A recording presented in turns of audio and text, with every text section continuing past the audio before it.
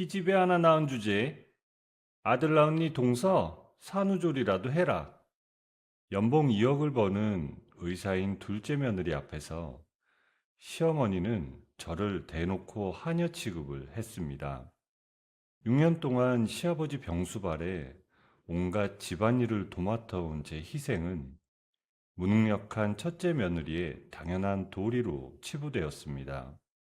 심지어 남편조차 어차피 집에서 놀고 먹는 주제라며 제 가슴에 대못을 박았어요. 그날 밤 저는 딸아이의 손을 잡고 미련 없이 집을 나왔습니다. 하지만 정확히 3일 후 기세등등하던 시어머니에게서 저절한 울음 섞인 전화가 걸려왔어요. 지수야, 제발 돌아와다오. 내가 잘못했다. 금지옥엽 일하던 의사 며느리는 어디로 사라지고 어째서 시어머니가 제 발밑에 엎드리게 된 걸까요?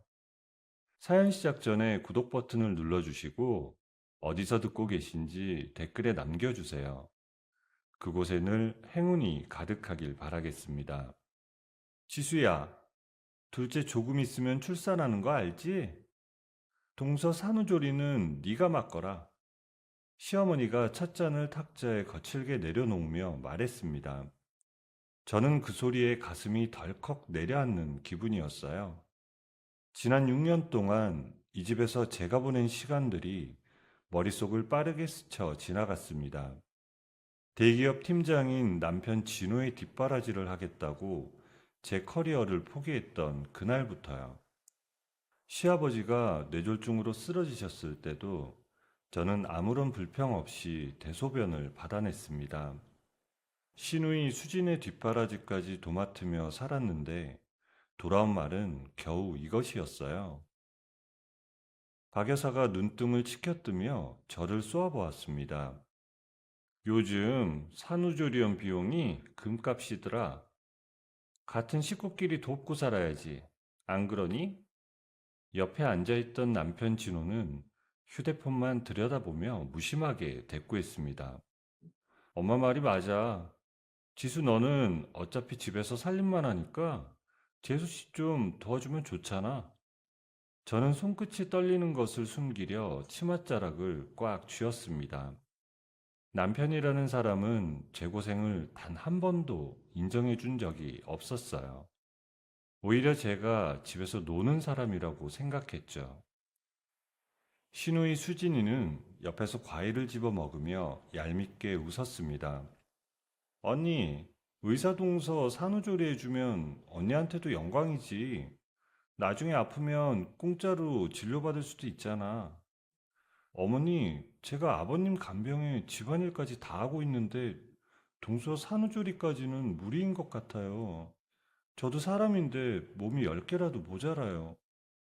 제가 조심스럽게 거절의 의사를 밝히자 박 여사의 안색이 순식간에 험악해졌습니다. 박 여사는 들고 있던 부채를 소파에 내팽개치며 소리를 질렀어요. 네가 지금 내 말을 거역하겠다는 거냐? 혜림이가 아들을 임신한 건 우리 집안의 경사야. 네가 못한 걸 네 동서가 했다고 질투라도 하는 거냐? 제가 언제 놀았나요? 6년 동안 이 집 식모처럼 살았어요. 정말 너무하세요. 남편 진호가 휴대폰을 테이블에 탁 소리 나게 내려놓으며 저를 노려보았습니다. 지수야, 너 적당히 좀 해라. 별것도 아닌 일 가지고 왜 이렇게 예민하게 굴어? 며느리 돌이라는 게 별거 있어? 어른이 시키면 예, 알겠습니다 하면 되는 거지. 박 여사가 콧방귀를 끼며 다시 차를 마시기 시작했습니다. 혜림이는 아들을 가졌단다. 네가 낳은 서연이 같은 계집애랑은 차원이 달라. 우리 집안대를 이을 귀한 손자를 낳아줄 사람인데 네가 가서 정성을 다하는 게 당연하지 않겠니? 그 말은 제 가슴에 대못을 박는 것과 다름없었답니다. 딸을 낳았다는 이유로 그동안 은근히 무시당했던 서름이 한꺼번에 터져 나오더라고요. 저는 더 이상 그 자리에 앉아 있을 수가 없어서 서연이가 자고 있는 방으로 들어갔습니다. 뒤에서 박 여사의 혀차는 소리와 수진의 낄낄거리는 웃음소리가 들려오더라고요. 밤이 깊었지만 제 마음은 도저히 진정되지 않았습니다. 안방으로 들어온 진우는 미안하다는 기색 하나 없이 옷을 벗어던졌어요. 당신 정말 너무하는 거 아니야? 내가 이 집에서 어떤 대접을 받는지 뻔히 알면서 어떻게 그런 말을 해? 내가 식모야? 야, 이지수, 너 오늘 왜 이래? 우리 엄마가 틀린 말 했어? 재수 씨는 돈 잘 벌어오는 의사고 너는 집에서 살림하는 여자잖아. 너랑은 급이 다른데 왜 자꾸 비교를 해? 뭐? 급이 달라? 너 나랑 결혼할 때 내 커리어 존중해준다고 약속했었잖아. 네가 그 자리까지 갈 수 있게 내가 어떻게 희생을 했는데 벌써 잊은 거야? 진호가 제 어깨를 거칠게 밀치며 소리쳤습니다. 그게 다 며느리로서 그리고 아내로서 당연한 일 아니야? 이번 일도 어머니가 지시하신 거니까 그 말 없이 따라. 자꾸 토달면 나도 참지 않을 거야. 방 안에서 저희의 고성이 오가자 제 딸 서연이가 잠에서 깨어 울기 시작했습니다. 그 소리를 듣고 시어머니와 시누이 수진이가 문을 박차고 들어왔지요. 박 여사의 얼굴은 분노로 이글거리고 있었습니다. 너는 어디서 감히 서방님한테 큰 소리야? 못 배운 티를 이렇게 내는구나. 박 여사는 제 대답을 듣기도 전에 제 뺨을 세차게 내리쳤습니다. 얼굴이 돌아가고 귀에서 삐 소리가 들릴 정도로 강한 충격이 왔어요.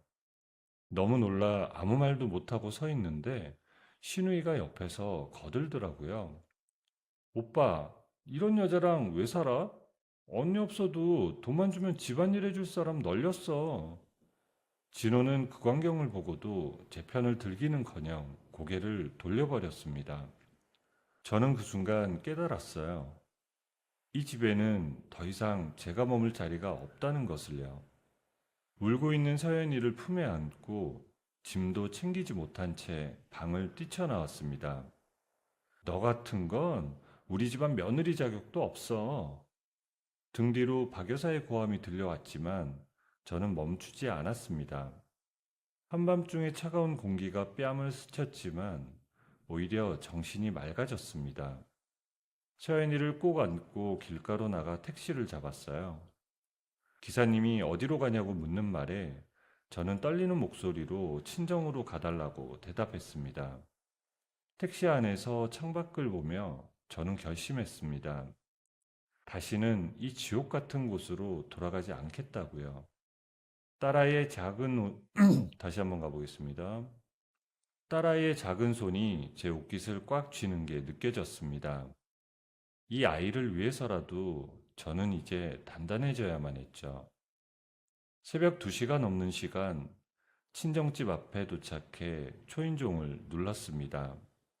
잠결에 나온 엄마가 제 몰골을 보고 소스라치게 놀라셨지요. 지수야, 이게 무슨 일이니? 이 새벽에 서연이까지 데리고 네 얼굴은 왜 이래? 뒤따라 나온 여동생 지아가 제 얼굴을 보고는 비명을 질렀습니다. 언니, 그 집구석 사람들이 이랬어? 형부가 이랬냐고. 내가 당장 쫓아가서 가만 안 둘 거야. 저는 엄마의 품에 안겨 참았던 눈물을 쏟아냈습니다. 그동안 쌓였던 모든 서름이 한꺼번에 터져나오는 것 같았어요. 지아는 분해하며 거실을 서성거렸고 엄마는 저를 방으로 데려가 눕혔습니다. 따뜻한 이불 속에 들어가니 비로소 살 것 같다는 생각이 들더라고요. 하지만 시댁 식구들은 저를 가만두지 않았습니다. 아직 해가 뜨기도 전인 새벽부터 휴대폰이 진동하기 시작했거든요. 잠에서 일어나서 핸드폰을 확인해 보니 시어머니 박 여사의 전화가 수십 통이나 와 있었습니다.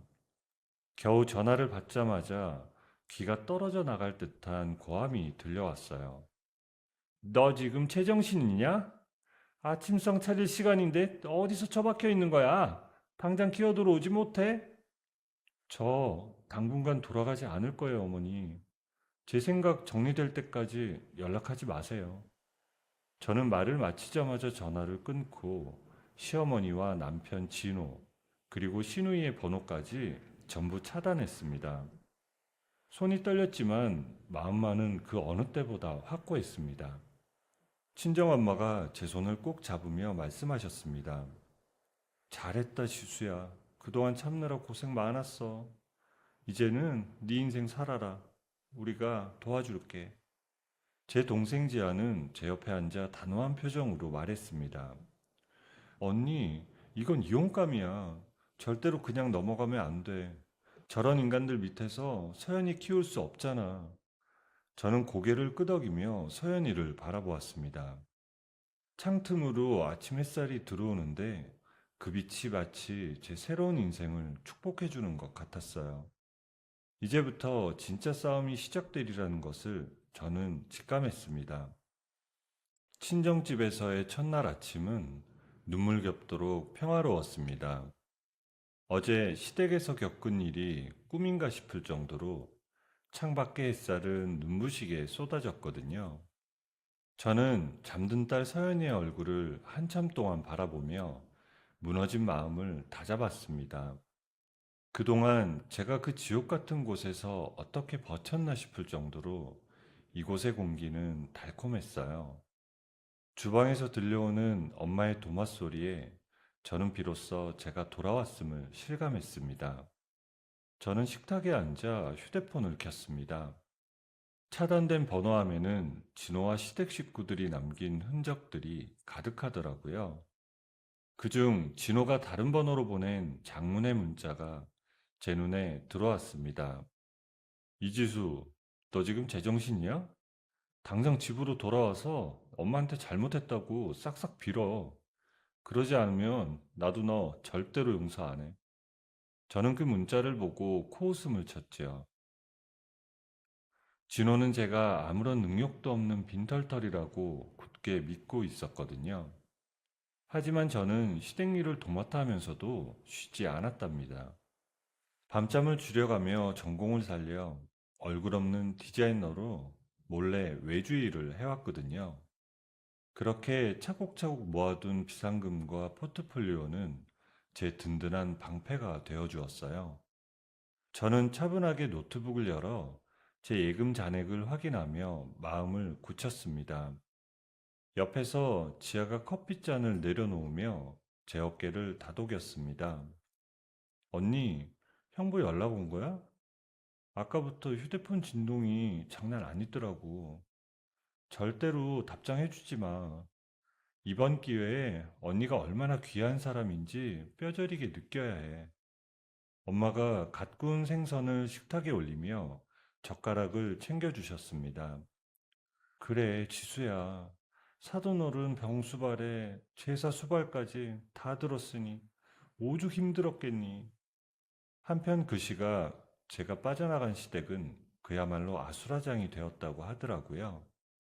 아침 7시가 되면 아버님의 소변줄을 비우고 아침상을 차려야 하는데 당장 그 일부터 할 사람이 없었습니다.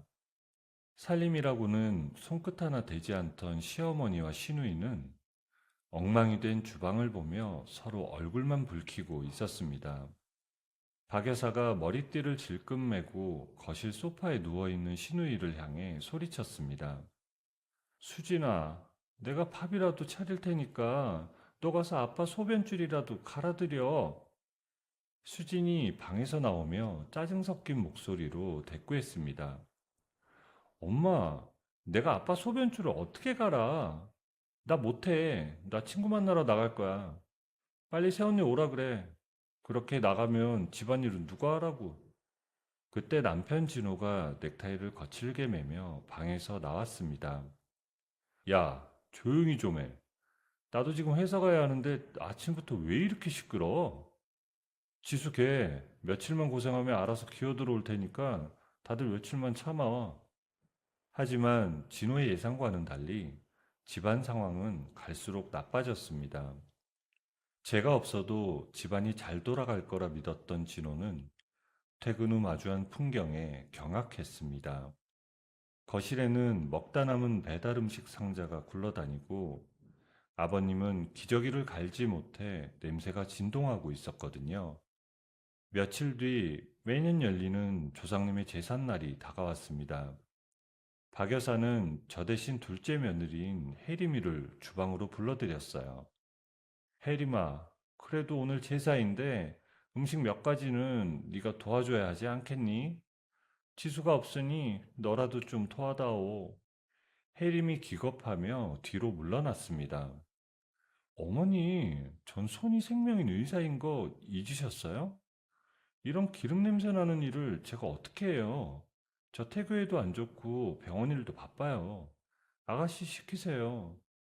수진이 거실에서 팩을 붙인 채 소리를 질렀습니다. 나한테 시키지 마. 나 오늘 친구들이랑 클럽 가기로 했단 말이야. 엄마, 그냥 오빠 시켜서 지수 언니 강제로 끌고 오면 안 돼?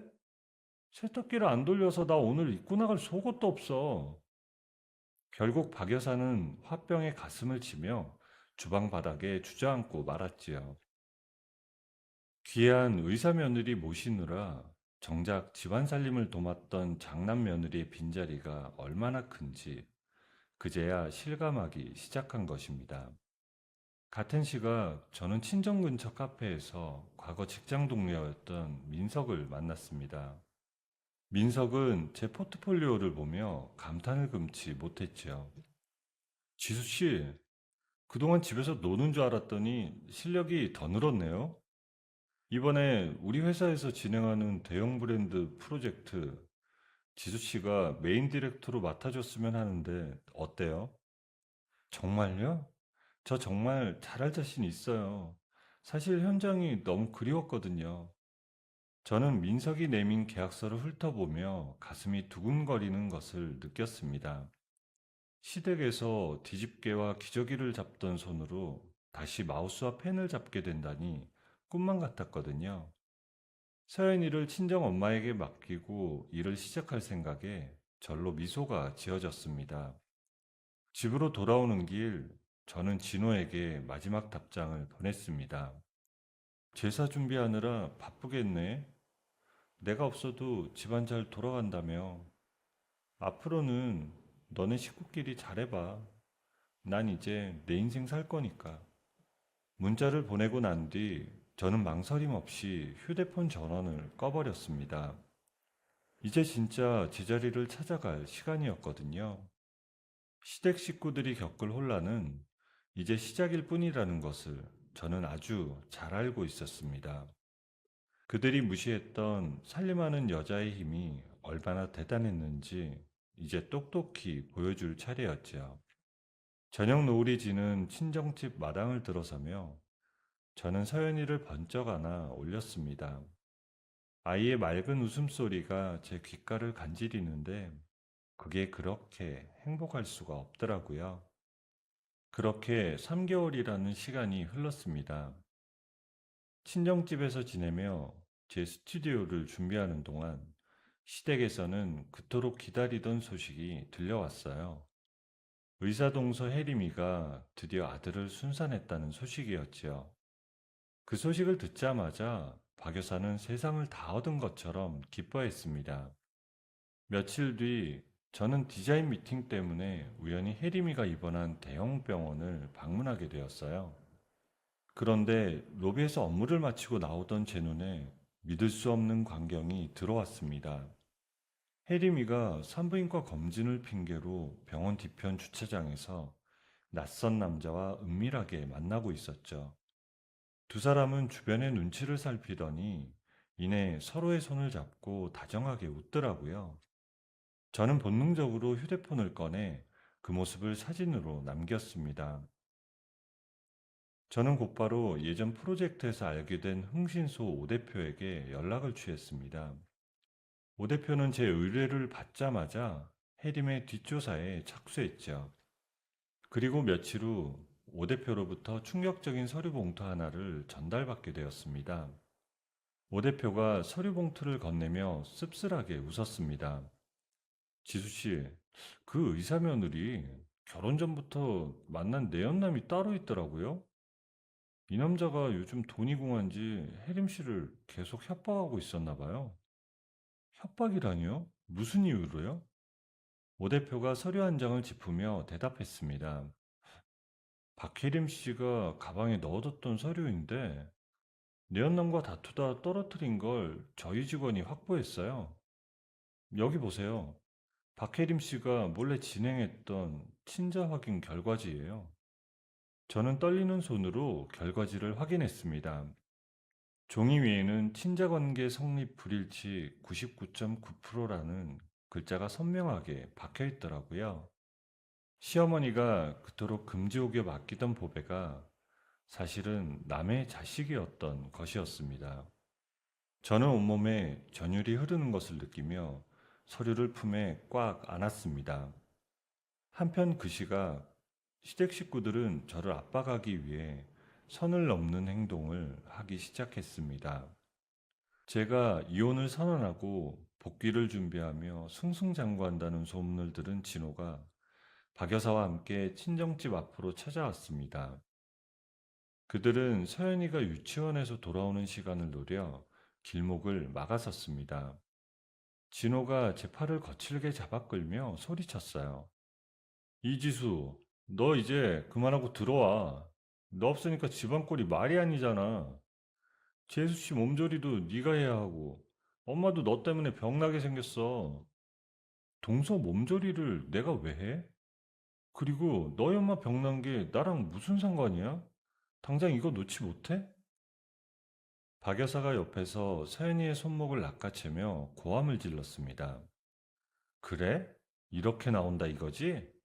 나도 너 같은 년한테 우리 손주 못 맡긴다. 서연이는 우리가 데려가서 키울 테니 너는 혼자 잘 먹고 잘 살아봐라. 어서 가자, 서연아. 싫어. 할머니 무서워. 엄마 살려줘. 아이가 울음을 터뜨리자 제 안에 무언가가 끊어지는 기분이 들었습니다. 저는 박 여사의 손을 거세게 뿌리치고 서연이를 제 뒤로 숨겼지요. 그때 소음에 놀라 집에서 나온 친정아빠가 그 사이를 막아섰습니다. 하지만 진호는 장인어른인 제 아버지에게까지 삿대질을 하며 행패를 부렸어요.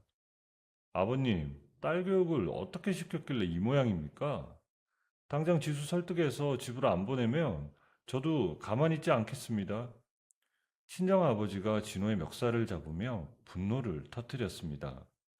이 천하의 못된 놈, 내 딸을 식모 취급하고 때리기까지 하더니 이제는 여기까지 와서 행패야? 당장 내 집에서 꺼져! 소란을 듣고 달려온 이웃들과 경찰들 덕분에 겨우 상황이 정리되었습니다. 진호와 박 여사는 분을 사귀지 못한 채 차에 올라타며 마지막까지 저주를 퍼부었습니다.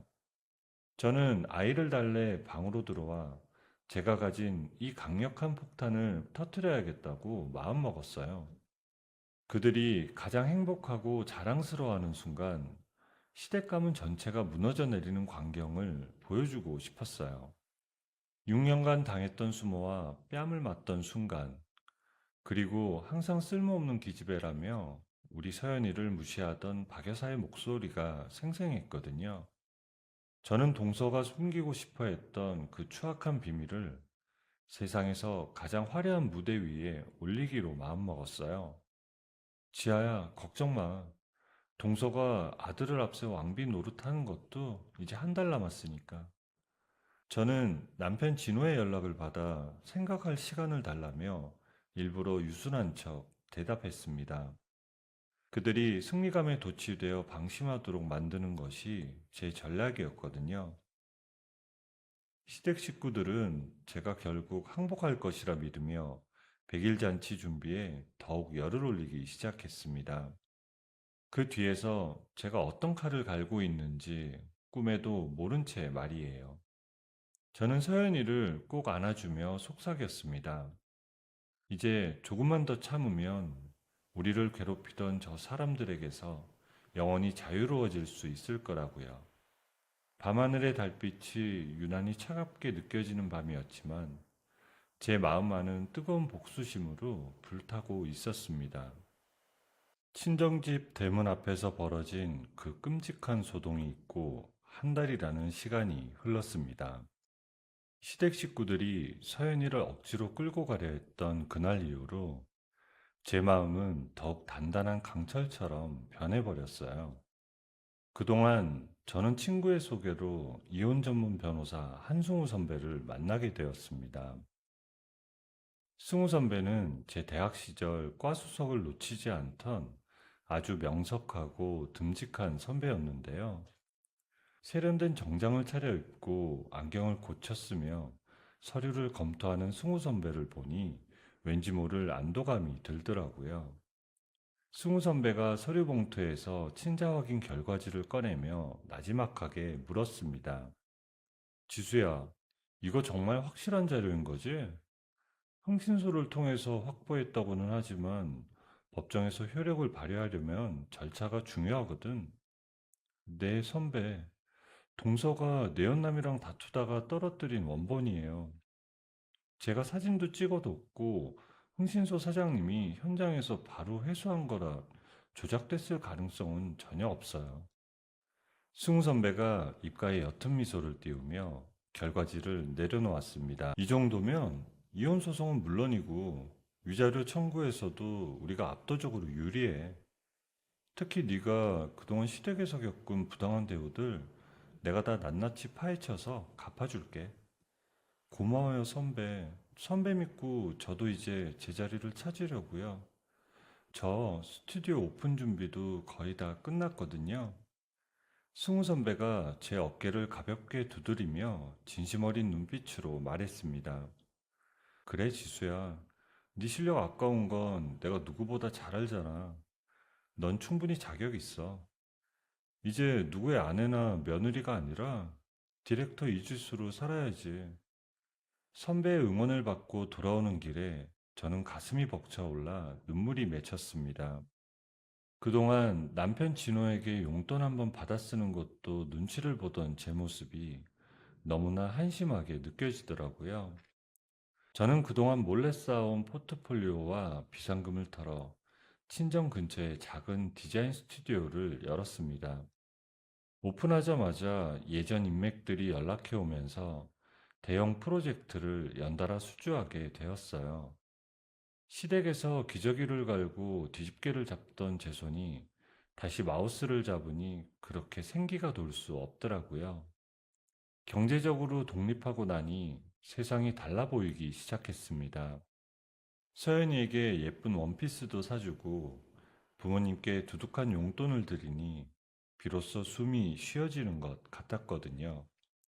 스튜디오를 정식으로 오픈하던 날, 저는 업계 지인들을 초대해 작은 파티를 열었습니다. 화사한 꽃들로 장식된 사무실에서 세련된 옷을 입고 손님을 맞이하니 감회가 새로웠지요. 그런데 파티가 한창이던 그때 불청객들이 제 스튜디오 문을 박차고 들어왔습니다.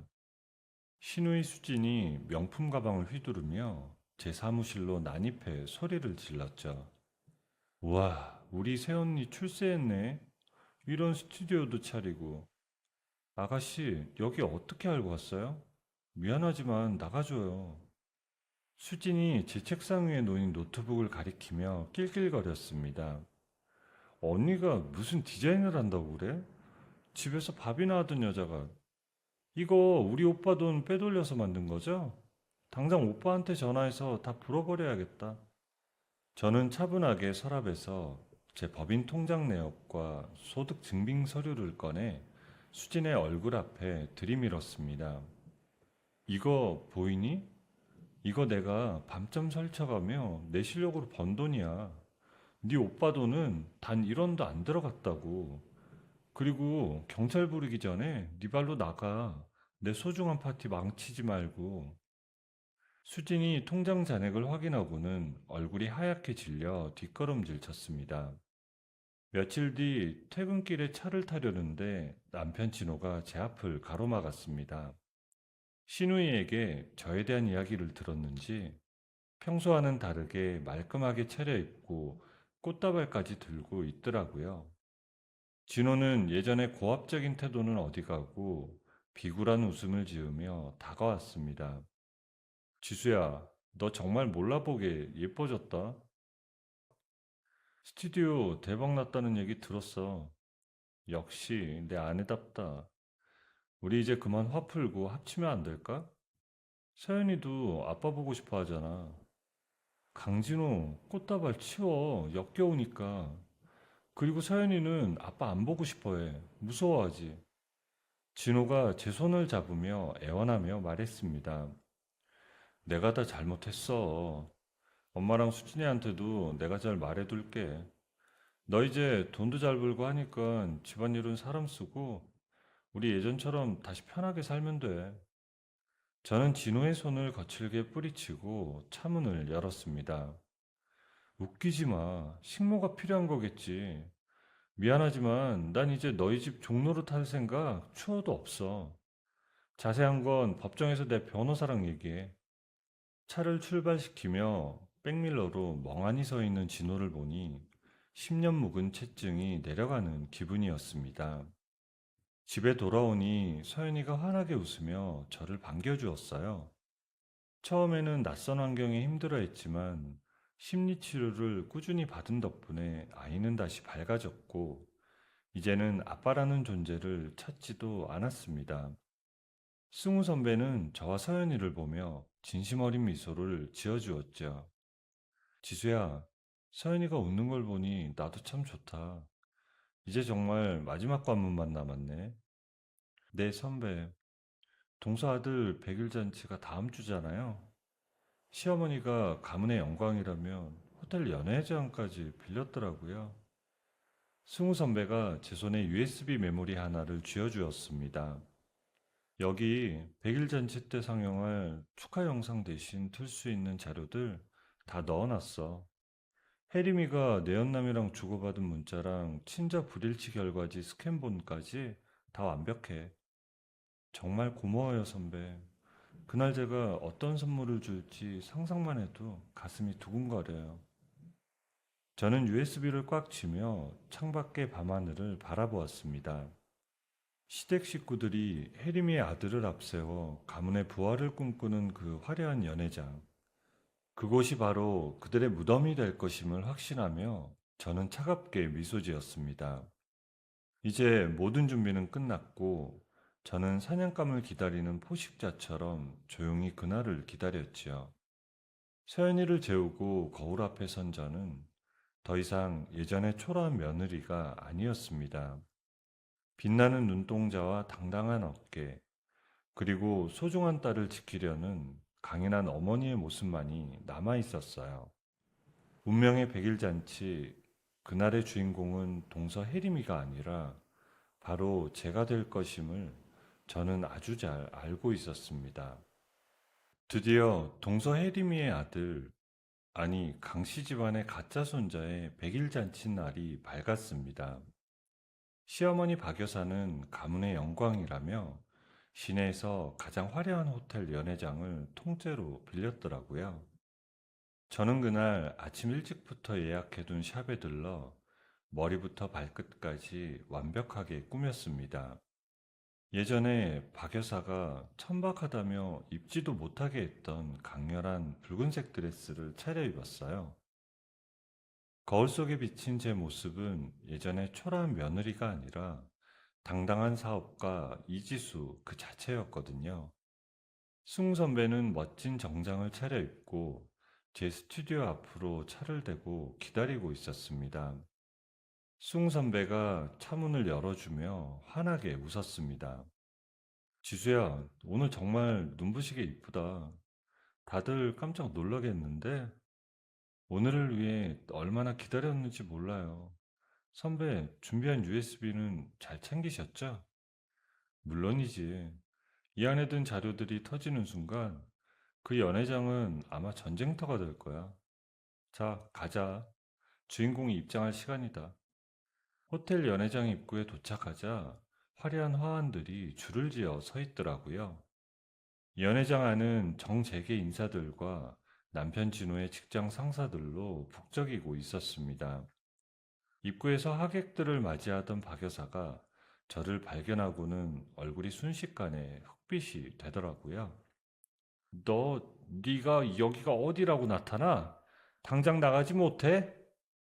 어머니, 가문의 경사라는데 첫째 며느리가 빠지면 섭섭하잖아요.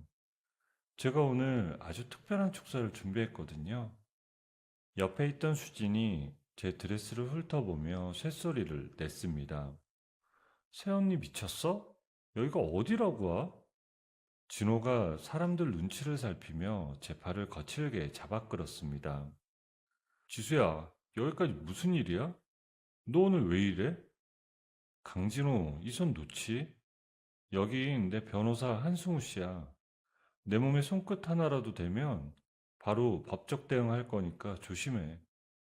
승우 선배가 명함을 내밀며 진호를 차갑게 응시하자 진호는 당황해서 제 팔을 놓아버렸어요.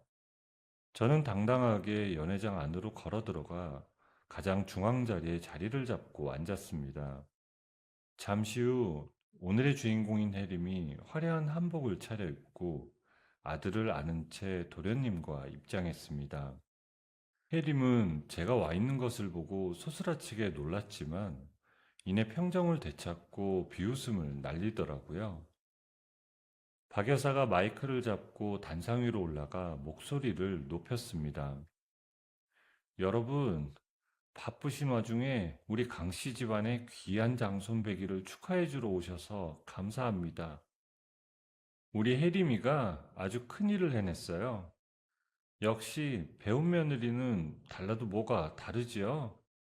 박 여사의 자랑이 이어지는 동안 저는 사람들에게 최근 제가 실린 경제 잡지 기사를 보여주었습니다. 사람들은 제가 성공한 디렉터라는 사실에 놀라며 저를 향해 수군거리기 시작했죠. 박 여사의 얼굴이 다시 험악해질 때쯤 제가 마이크를 넘겨받겠다고 손을 들었습니다. 어머니, 저도 축사 한마디 해도 될까요? 이제 곧 남남이 되겠지만 마지막으로 동서에게 축하 메시지를 전하고 싶어서요. 해림이 불안한 기색을 보이며 박 여사의 소매를 붙잡았습니다. 어머니, 형님 말 듣지 마세요. 뭔가 수상해요. 하지만 하객들의 시선이 쏠리자 박 여사는 어쩔 수 없이 마이크를 내어주었죠. 저는 단상 위에 올라가 환하게 웃으며 사람들을 둘러보았습니다. 여러분, 오늘 이 자리는 우리 동서가 낳은 아들을 축하해주는 자리죠? 그런데 저는 그보다 더 중요한 사실을 여러분께 알려드리고 싶어서 이 자리에 섰습니다. 이지수, 너 지금 무슨 소리를 하려는 거야? 선배, 영상 틀어주세요. 대형 스크린에 불이 들어오고 영상이 시작되었습니다. 처음에는 아이의 성장 영상인 듯 하더니 갑자기 화면이 바뀌며 선명한 서류 한 장이 나타났지요. 서류 상단에는 유전자 검사 결과서라는 글자가 큼지막하게 적혀 있었어요. 그리고 하단에는 친자관계 성립 불일치 99.9%라는 붉은색 글자가 선명하게 박혀 있었죠. 연회장은 순식간에 찬물을 끼얹는 듯 조용해졌습니다. 이게 대체 뭐야? 혜림아, 저게 무슨 소리야? 혜림은 얼굴이 하얗게 질려 안고 있던 아이를 떨어뜨릴 뻔하며 비명을 질렀습니다. 아니야, 조작이야. 저 여자가 나를 모함하려고 가짜를 만든 거라고. 가짜라고? 그럼 이건 어때? 화면이 바뀌며 혜림이 병원 주차장에서 내연남과 은밀하게 서류를 주고받는 모습, 그리고 나란히 호텔에 들어가는 모습 등이 찍힌 사진들이 화면에 비춰졌어요. 돌잔치에 모인 하객들은 경악을 금치 못하며 혀를 찼습니다. 박 여사가 뒷목을 잡으며 단상 바닥으로 주저앉았어요. 이게 무슨 일이야? 내 손자가, 내 귀한 손자가 남의 자식이라는 거니? 도련님은 동서에게 뺨을 내리치며 당장 나가라고 소리를 질렀고 연회장은 순식간에 아수라장이 되었습니다. 저는 그 광경을 무대 위에서 내려다보며 태어나서 처음으로 느끼는 짜릿함을 맛보았습니다. 진호가 제 발밑에 엎드려 울먹이며 소리쳤습니다. 지수야, 내가 잘못했어. 내가 다 잘못했으니까 제발 이것 좀 멈춰줘. 강진호, 이제 네 집안 걱정이 되니? 내가 그 지옥 같은 집에서 눈물 흘릴 때는 모른 척 하더니 말이야. 이제 네가 사랑하는 귀한 집안이 무너지는 걸 똑똑히 지켜봐. 저는 바닥에 쓰러져 거품을 물듯 소리를 지르는 박여사를 차갑게 내려다보았습니다. 평생을 아들이니 혈통이니 따지며 저를 무시하던 그 노파의 최후는 비참하기 짝이 없었죠. 저는 승우 선배의 에스코트를 받으며 혼란에 빠진 사람들을 뒤로하고 연회장을 빠져나왔습니다. 호텔 로비를 걸어 나오는데 공기가 그렇게 맑고 시원할 수가 없었어요. 승우 선배가 제 손을 꼭 잡아주며 말했습니다.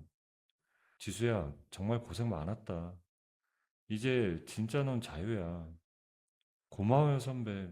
저 이제 정말 행복해질 수 있을 것 같아요. 밤하늘에 수놓아진 별들이 마치 저를 축복해 주는 것 같아 가슴이 벅차오르더라고요. 그동안 가슴 속에 맺혔던 응어리들이 한순간에 씻겨 내려가는 기분이 들었습니다. 저는 가벼운 발걸음으로 차에 올라탔고 뒤에서 들려오는 시댁 식구들의 비명은 이제 저와는 상관없는 소음일 뿐이었죠. 집으로 돌아가 서연이를 꼭 안아줄 생각에 저절로 콧노래가 흘러나왔습니다. 생이 가장 빛나고 통쾌한 밤, 저는 비로소 진정한 제 자신을 되찾았습니다. 백일 잔치에서 터트린 폭탄은 시댁 식구들의 자존심뿐만 아니라 그들의 인생 자체를 송두리째 뒤흔들어 놓았습니다. 하지만 쥐도 궁지에 몰리면 고양이를 문다고 했던가요?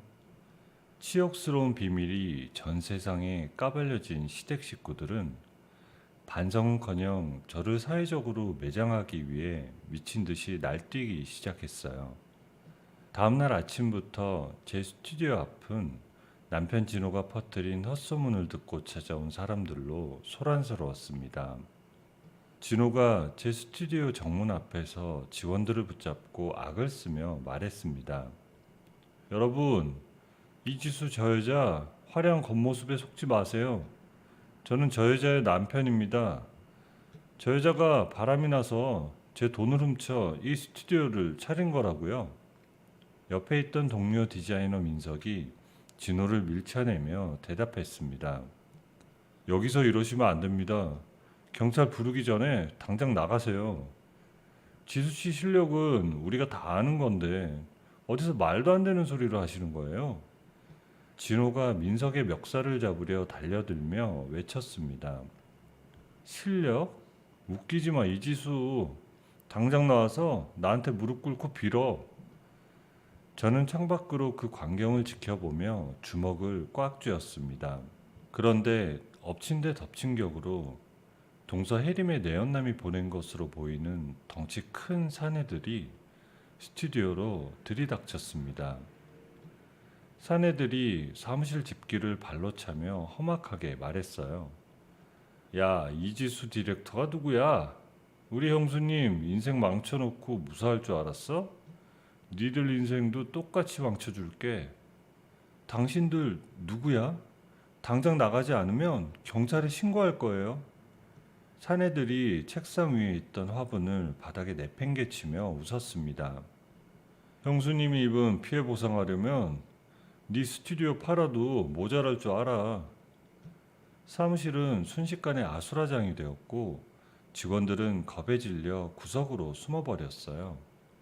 겨우 경찰이 출동해 사내들을 끌어냈지만 제 마음은 이미 갈기갈기 찢긴 상태였습니다. 하지만 진짜 비극은 그날 오후 유치원에서 일어났어요.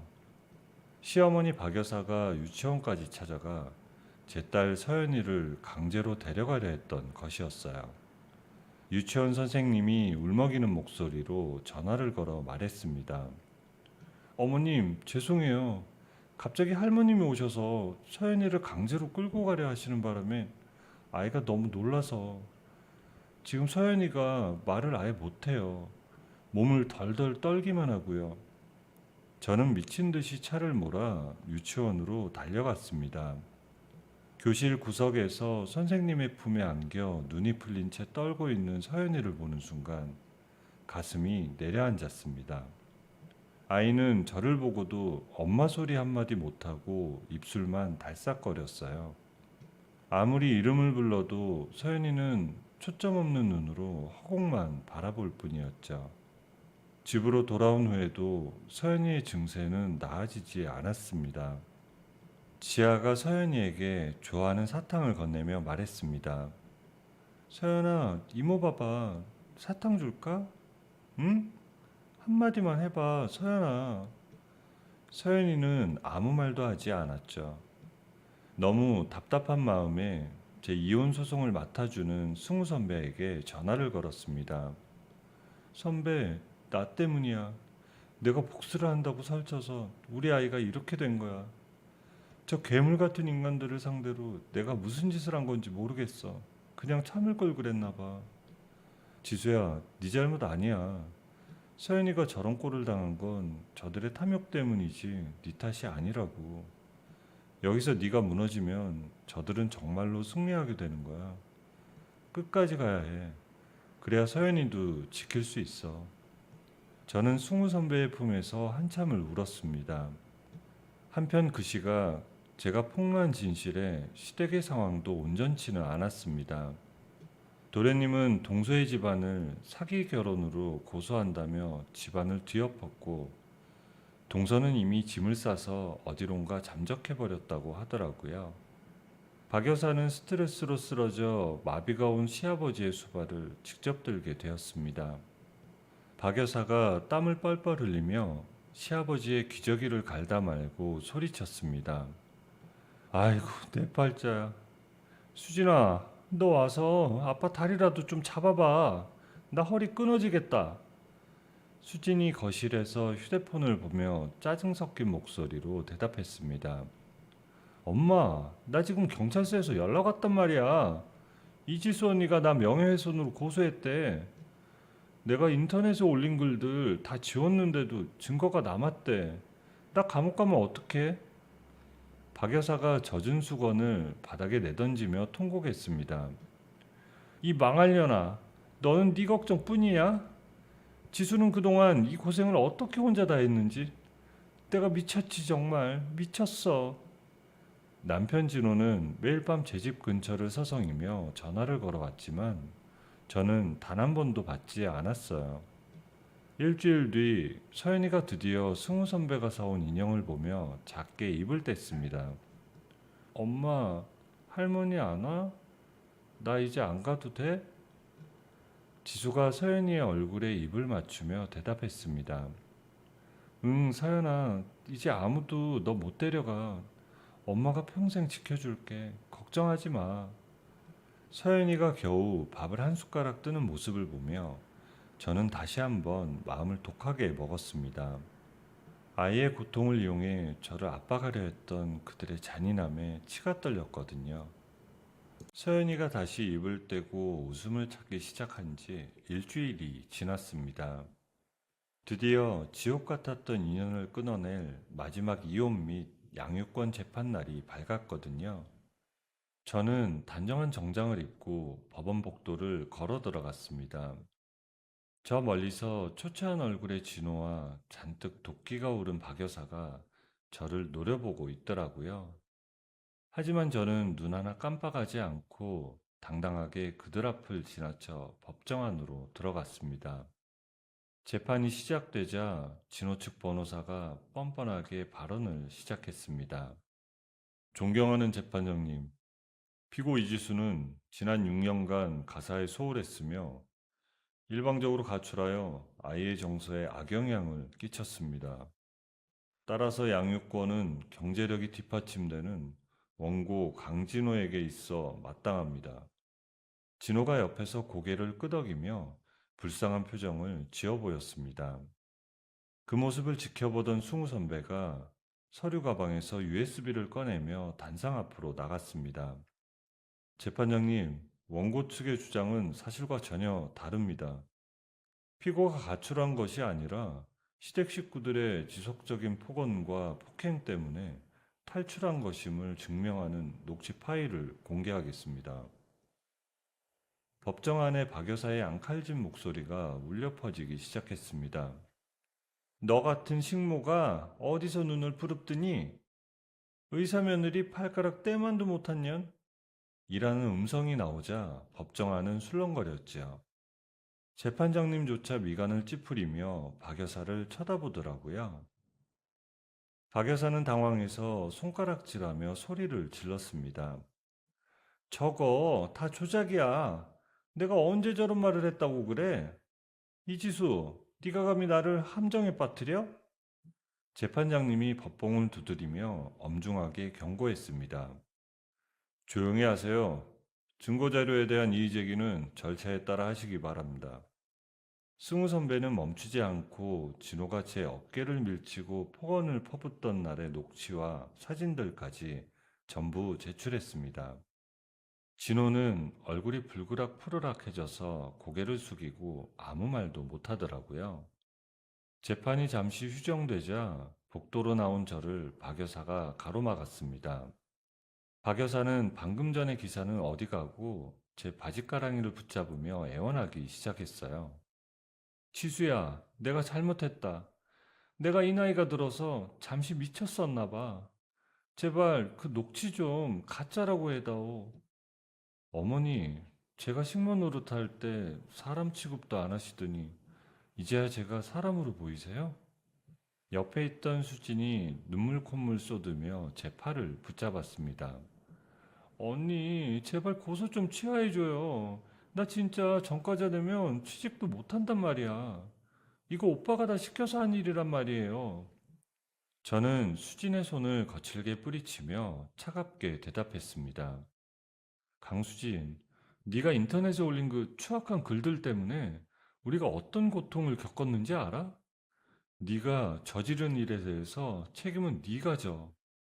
한편 그 시각 도망갔던 동서 해림의 소식이 들려왔습니다.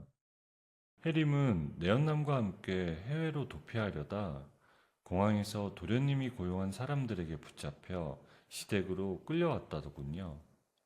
그곳에서 벌어진 처절한 몸싸움과 고함 소리는 온 동네에 소문이 나며 강씨 집안의 명예는 바닥을 쳤습니다. 도련님은 해림의 집안을 사기 결혼으로 고소했고 해림 역시 시댁에서 자신을 괴롭혔다는 거짓 증거들을 내놓으며 두 집안은 공멸의 길로 접어들었죠.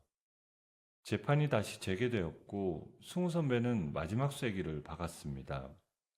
원고 강진호는 아내에 대한 보호 의무를 저버렸을 뿐만 아니라 아이를 강제로 탈취하려 하여 아동학대에 가까운 정신적 충격을 주었습니다. 이에 피고는 위자료 1억 원과 두 사람의 딸 강서연에 대한 완전한 양육권 및 친권을 요구합니다. 진호가 갑자기 자리에서 일어나 저를 향해 소리를 질렀습니다. 이지수, 너 정말 이럴 거야?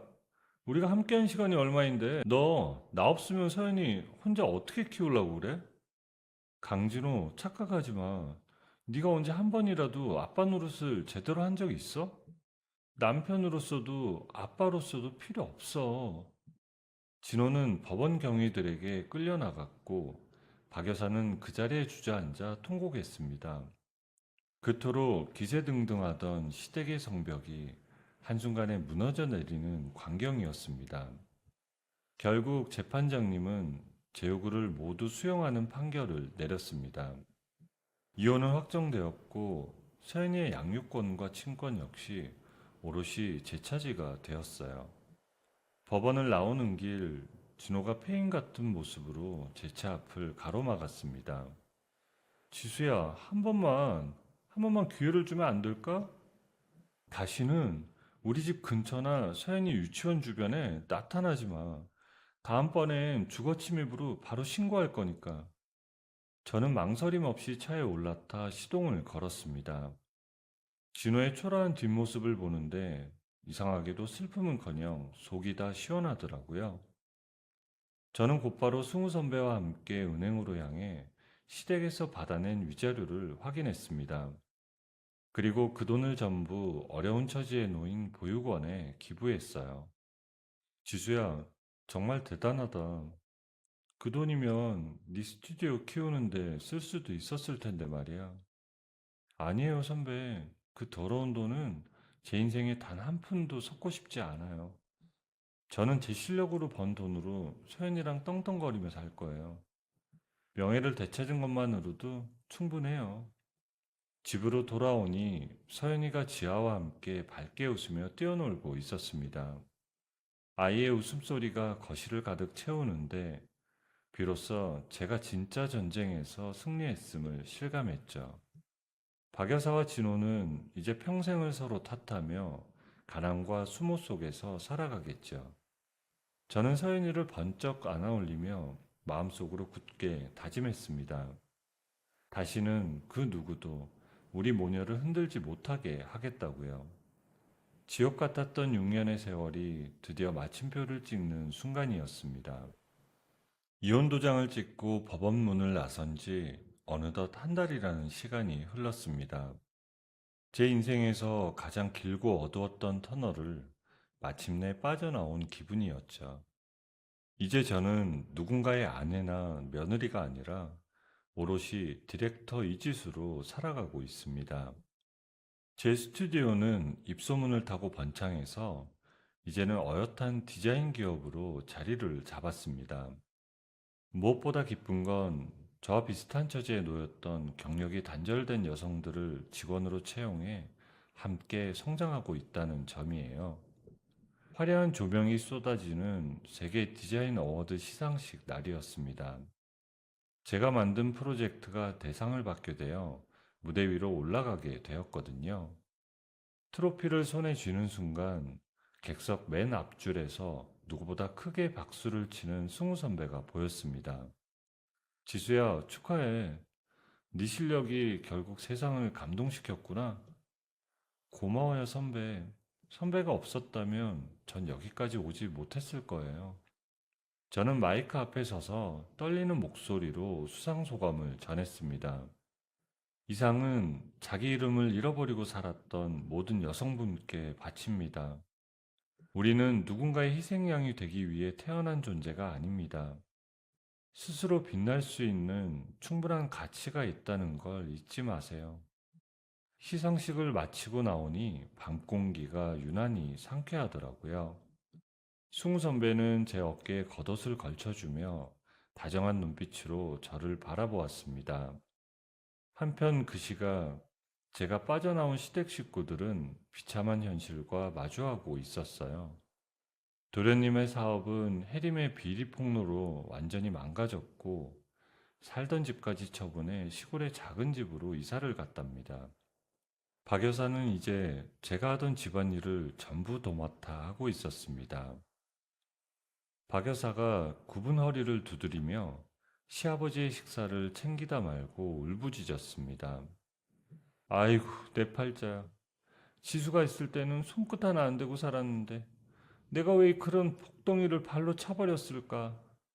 신우이 수진이 편의점 조끼를 입은 채 퇴근하며 짜증 섞인 목소리로 대꾸했습니다. 엄마, 나 오늘 진상 손님 때문에 너무 힘들었단 말이야. 제발 조용히 좀 해. 나 이번 달 월급도 벌금으로 내야 돼. 이지수 언니는 잘 나가는데 우리는 왜 이 모양이야? 박 여사가 수건을 바닥에 내팽개치며 수진의 등을 내리쳤습니다. 이 철딱선이 없는 기집애야. 네가 옆에서 부추기지만 않았어도 내가 이렇게까지는 안 했어. 네 오빠는 술만 마시고 아빠는 누워만 계시고 나 이제 못 살겠다. 진호는 회사에서 해고된 후 재취업도 못한 채 매일 술에 절어 살고 있었습니다. 그는 가끔 술 기운을 빌려 저에게 전화를 걸어와 서연이를 보고 싶다며 주정을 부렸죠. 지수야, 내가 다 잘못했어. 서연이 목소리 한 번만 듣게 해주면 안 될까? 나 정말 죽고 싶어. 강진호, 술 마시고 전화하지 마. 네가 언제부터 서연이를 그렇게 챙겼다고 그래? 저는 차갑게 전화를 끊고 진호의 번호를 다시 한번 차단했습니다. 이제 서연이에게 아빠라는 존재는 무서운 기억일 뿐 그리운 대상이 아니었거든요. 서연이는 꾸준한 심리치료 덕분에 이제는 유치원에서 친구들과 가장 밝게 웃는 아이가 되었습니다. 어느 주말 부모님과 지아, 그리고 서연이와 함께 가까운 공원으로 소풍을 갔습니다.